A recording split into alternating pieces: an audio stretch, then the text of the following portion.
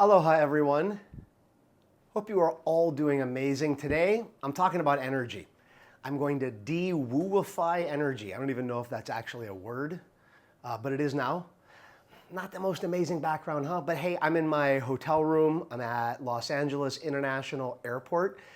We're doing a training here. Got an amazing group of individuals coming in. We got set up today, and because I'm in Pacific time zone, you don't got me in the setup room. We don't have access to the room yet. So here I am, just wanting to follow through. Hey, please forgive us for last week. We had so many tech issues. We were in Houston and the reception in the hotel was not the greatest. And we did our best, tried to record it, and it just wasn't meant to be. Sometimes you gotta just let go and just allow the path to happen. So anyway, we're here this week and I wanna talk about energy. I wanna de-wooify energy because so many people, it's like I have people that come up to me and they go, I don't know if I want to learn about this weird energy. It's out there. And I remember this one time, this young kid came up to me on the break. We talk about energy at our prac trainings. We actually talk about it in our prac trainings, bring that whole concept in. And this kid comes up to me. He's drinking this small little red can. And he said, takes a sip. He goes, I don't know why you talk about energy. It's not real. It's all just fake. Takes another sip. All that energy stuff is just in your head. You know, that's not real stuff. And I looked at it and I went, what's that right there? He goes, well, it's a 5-hour energy drink. He said, but this is real energy. And I went, if what you can't see makes it unreal, if you can't see it, you can't hear it, you can't feel it, therefore it's not real, there's a lot of things we have to start ignoring. We have to start ignoring the internet. We have to start ignoring Wi-Fi. Let's see, what else? Gravity. Oh, oxygen. This is going to end pretty fast. There's a lot of things that we can't see, but we see the effects of it. You see, people see the effects of energy, and what I want to talk about is what is energy? Not from a Huna perspective. Let's just go right into the science of it. If you delve into just the atomic level of your body, you have 7 billion atoms. I'm not stuttering. You have that many atoms. Those billion, like 9 zeros. So it's 9, 18, 27 zeros after number 7. You have that many atoms. If we took one of those atoms out and split it, whatever city you're in is gone. When someone says, I don't believe in energy, why are you walking around with 7 billion atoms? You're a walking nuclear power plant. You know what I mean? If we just stop there, if we don't even get into the quantum physics side of it, the fact that it's now scientifically proven at the deepest level of who you are is just raw energy and condensed light, like every ancient teaching has been saying for thousands of years. We thought they were being metaphorical, they were being literal. If we just stop at the atomic level, what's the importance of energy?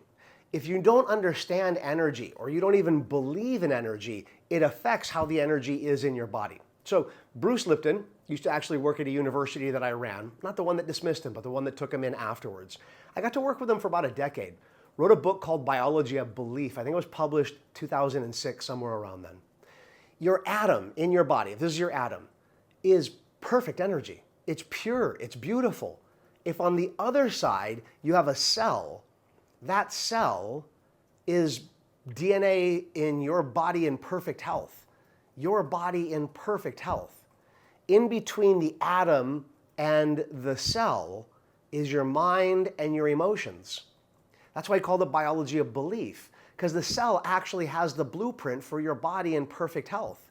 And yet, based on your beliefs, when that cell's job is done, and the last job it has is to replicate itself and create another cell, it draws on the energy from the atom. But if it was just the atom and the cell, your body would be perfect. Your whole being would be amazing. And I'm not saying you aren't amazing, I'm just saying it would be like in perfect health, and yet people don't have perfect health.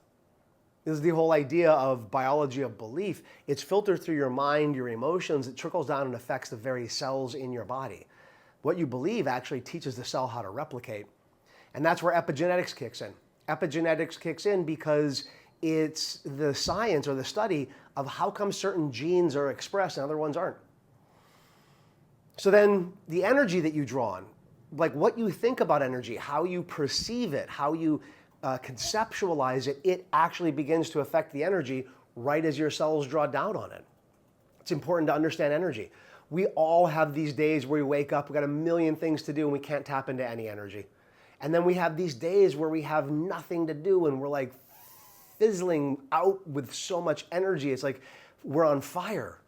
People don't focus on energy, they don't study it, and therefore what happens is you're being used by it rather than utilizing it.